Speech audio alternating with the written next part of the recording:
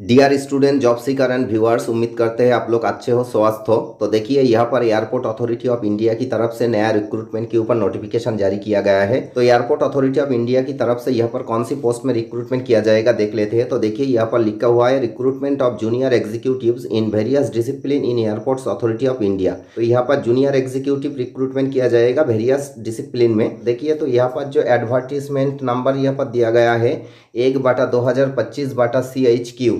तो उसके बाद चल के देखते हैं आगे इसके ऊपर इंपॉर्टेंट क्या बोला गया है। तो देखिए यहाँ पर एक नंबर पे जनरल इन्फॉर्मेशन एंड वैकेंसीज के बारे में कहा गया है। तो वैकेंसीज के बारे में यहाँ पर देख लेते हैं। तो जैसे कि एयरपोर्ट अथॉरिटी ऑफ इंडिया की तरफ से यहाँ पर जूनियर एग्जीक्यूटिव्स जो वेरियस डिसिप्लिन में रिक्रूटमेंट किया जाएगा उसके ऊपर बोला गया था। तो यहाँ पर जो वेरियस डिसिप्लिन है वो देख लेते हैं। मतलब कि जो वेरियस डिसिप्लिन में यहाँ पर रिक्रूटमेंट होने वाला है उसके ऊपर यहाँ पर बोला गया है। जैसे कि 1 नंबर पे जूनियर एग्जीक्यूटिव फायर सर्विसेज, उसके बाद 2 नंबर पे जूनियर एग्जीक्यूटिव ह्यूमन रिसोर्सेज और उसके बाद 3 नंबर पे जूनियर एग्जीक्यूटिव ऑफिशियल लैंग्वेज। तो यहाँ पर जो कैटेगरी वाइज वैकेंसीज का रिजर्वेशन यहाँ पर बोला गया है देख लेते हैं। देखिए 1 नंबर पे जो जूनियर एग्जीक्यूटिव है टोटल इसका वैकेंसी 13 रहेगा और उसमें से आपका यहाँ पर यूआर में 5 सीट मिलती है, ईडब्ल्यूएस में 1 रहेगा, ओबीसी एनसीएल के लिए यहाँ पर 4 वैकेंसी रहेगा, एससी में 2 वैकेंसी रहेगा, एसटी में 1 वैकेंसी रहेगा और यहाँ पर पीडब्ल्यूबीडी में कोई वैकेंसी नहीं है। उसके बाद देखिए 2 नंबर में जूनियर एग्जीक्यूटिव ह्यूमन रिसोर्सेज, इसमें टोटल आपका 66 वैकेंसी रहेगा। उसमें से यूआर वालों को यहाँ पर 30 रहेगा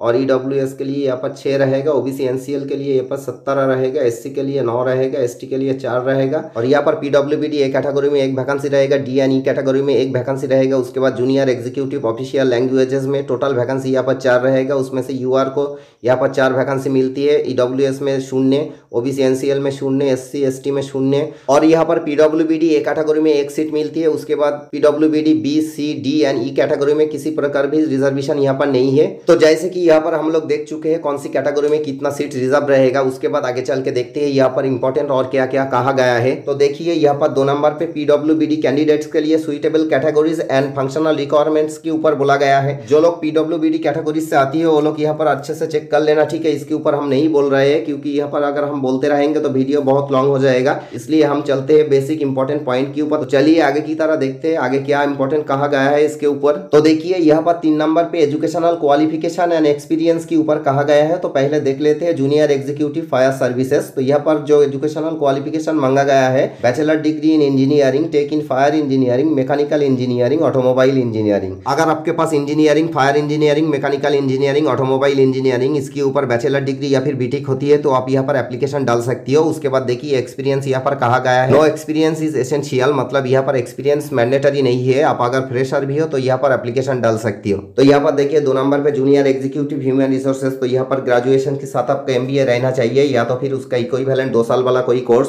और आपका स्पेशलाइजेशन रहना चाहिए एचआरएम में या तो फिर एचआरडी में या तो फिर पीएमएनआईआर में या तो फिर लेबर वेलफेयर में। तो ही आप यहाँ पर एप्लीकेशन कर सकती हो। और उसके बाद देखिए एक्सपीरियंस यहाँ पर बोला गया है नो एक्सपीरियंस इज एसेंशियल, मतलब यहाँ पर भी एक्सपीरियंस मैंडेटरी नहीं किया गया है। तो यहाँ पर देखिए 3 नंबर पे जूनियर एग्जीक्यूटिव ऑफिशियल लैंग्वेज। तो यहाँ पर पोस्ट ग्रेजुएशन डिग्री हिंदी या तो फिर इंग्लिश के ऊपर मांगा गया है और उसके साथ साथ आपका डिग्री लेवल में हिंदी एंड इंग्लिश रहना चाहिए। और अगर आपका पोस्ट ग्रेजुएशन डिग्री हिंदी या तो फिर इंग्लिश के ऊपर नहीं है लेकिन आपका डिग्री लेवल में इंग्लिश और हिंदी कंपलसरी था तो भी आप यहाँ पर एप्लीकेशन डाल सकोगी। और उसके बाद देखिए यहाँ पर एक्सपीरियंस यहाँ पर 2 साल का मांगा गया है। मतलब यहाँ पर अगर आपका इंग्लिश टू हिंदी और Hindi to English translation relating area में 2 साल का एक्सपीरियंस रहती है तो आप यहाँ पर एप्लीकेशन डाल सकोगी।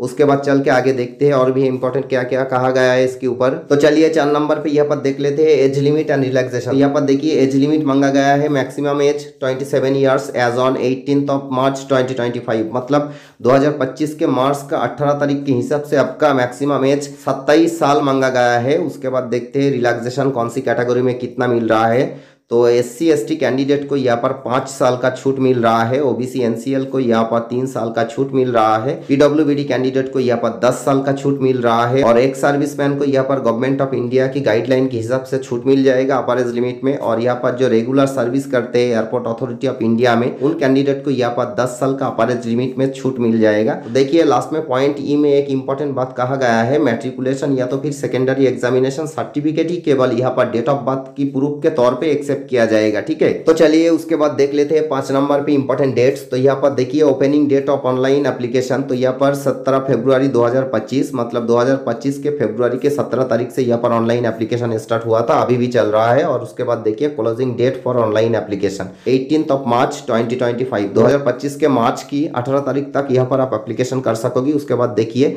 Tentative date of computer based test will be announced on AAI website. तो यहाँ पर जो वेबसाइट दिया गया है, तो एयरपोर्ट अथॉरिटी ऑफ इंडिया की तरफ से जब CBT एग्जाम का डेट फाइनलाइज हो जाएगा, बाद में एयरपोर्ट अथॉरिटी ऑफ इंडिया की ऑफिशियल वेबसाइट में उस डेट मेंशन करके आपको घोषित किया जाएगा। तो आप लोग time to time official website visit करते रहना। ठीक है, बाद चलते हैं आगे की तरह। तो देखिए यहाँ पर 6 नंबर पे देख लेते हैं रिम्यूनरेशन। तो यहाँ पर देखिए पे स्केल आपका क्या रहेगा। तो पे स्केल यहाँ पर आपका 40,000 से 1,40,000 तक रहेगा। उसके बाद देखिए एमोलूमेंट्स क्या मिल रहा है आपका। तो देखिए यहाँ पर सब कुछ मिलाकर जो अप्रॉक्स CTC आपका रहेगा 13 लाख पर एनम। तो बहुत बढ़िया यहाँ पर आपका सैलरी रहेगा। तो उसके बाद चल के देखते हैं आगे क्या क्या कहा गया है। तो चलिए यहाँ पर देख लेते हैं पॉइंट नंबर 8, सिलेक्शन प्रोसेस। तो सिलेक्शन प्रोसेस क्या रहेगा आपका देख लेते हैं। तो यहाँ पर देखिए जैसे कि बोला गया था रिटन टेस्ट के तौर पे यहाँ पर आपका CBT यानी कंप्यूटर बेस्ड टेस्ट होगा, और उसके बाद आपका पर्सनल इंटरव्यू तो रहेगा, लेकिन साथ साथ यहाँ पर और भी कुछ क्राइटेरिया मांगा गया है, वो बाद में हम बोल देते हैं। देखिए और यहाँ पर एक खुशखबरी भी है जो पॉइंट नंबर 3 पे मेंशन किया गया है कि यहाँ पर किसी भी प्रकार की नेगेटिव मार्किंग नहीं रहेगा। और पहले मैंने जैसे कहा था कि यहाँ पर CBT और पर्सनल इंटरव्यू छोड़ के सिलेक्शन प्रोसेस में और भी क्राइटेरिया मांगा गया है। तो वो यही था कि junior executive fire services post के लिए यहाँ पर फिजिकल मेजरमेंट रहेगा,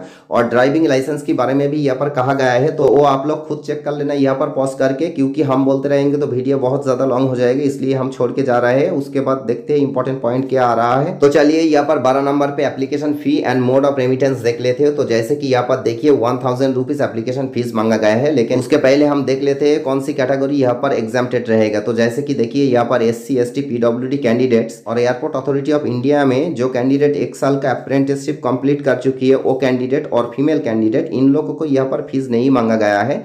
लेकिन इनको छोड़ के जो कैंडिडेट रहेगा उन लोगों को यहाँ पर 1000 रुपये एप्लीकेशन फीस की तौर पे आपको सबमिट करना पड़ेगा। ठीक है, तो एयरपोर्ट अथॉरिटी ऑफ इंडिया की तरफ से जो junior executive in various discipline का नोटिफिकेशन आया था उसके ऊपर वीडियो बस इतना ही था। और आप लोगों से मेरा एक रिक्वेस्ट रहेगा, प्लीज चैनल को सब्सक्राइब करके बेल आइकन प्रेस कर लो, ताकि जो नया नया जॉब रिगार्डिंग न्यूज आ रहा है वो सबसे पहले आप देख सको। और आप लोग वीडियो को देख के एप्लीकेशन करना ना भूलो, और आप लोग अच्छे रहो, स्वस्थ रहो, यही शुभकामना करेंगे।